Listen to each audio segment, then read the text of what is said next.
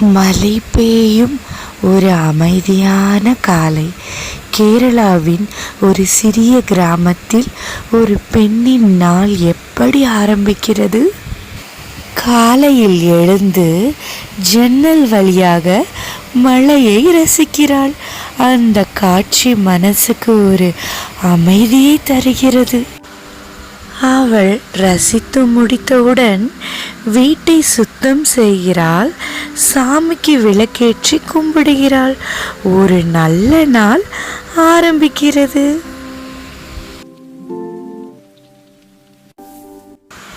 மெதுமெதுவாக வீட்டு வேலையை ஆரம்பிக்கிறாள்.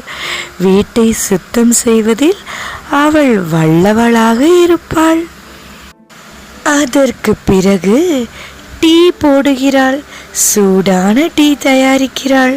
மழை நாளில் டீ ருசி வேற மாதிரி.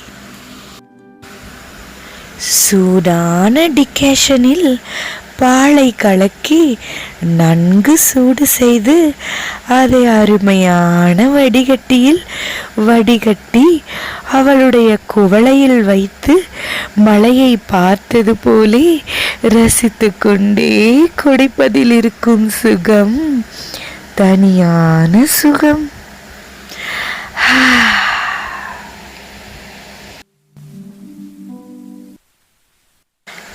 பிறகு மாலை நேரத்திற்கான இடியாப்பத்தை சூடாக தயாரிக்க ஆரம்பித்து விட்டாள்.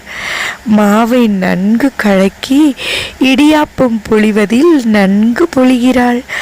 அது சூடாக வெந்தெடுக்கும் போது இருக்கும் மனமே தனி.